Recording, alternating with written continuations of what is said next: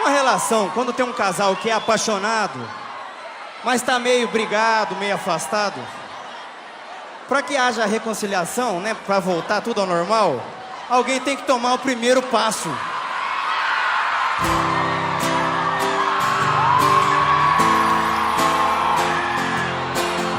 Primeiro passo é muito fácil.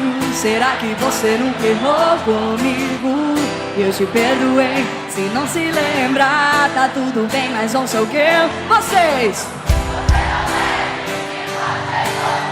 Só pra provar que eu não sou de nada. Mas se quiser eu deixo, porque mereço pagar por tudo que eu fiz de errado. Por quê?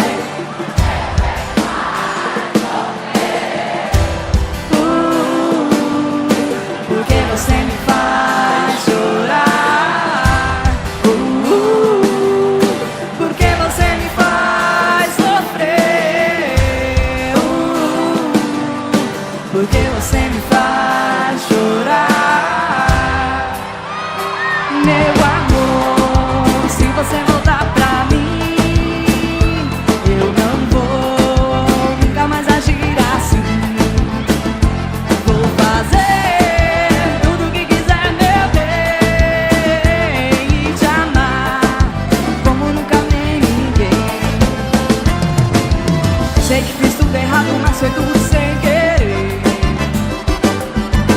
Nunca passou pela cabeça magoar você. Às vezes a gente não percebe e erra sem saber. O que é que custa pelo menos tentar entender? Primeiro passo é muito fácil.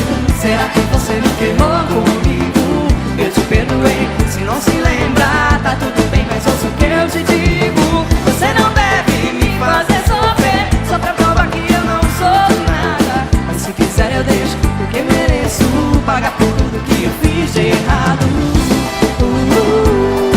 Porque você me faz sofrer. Porque você me faz chorar. Porque você me faz sofrer.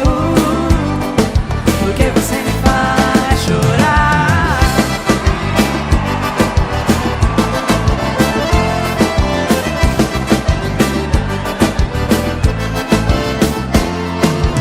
Sei que fiz tudo errado, mas foi tudo sem querer.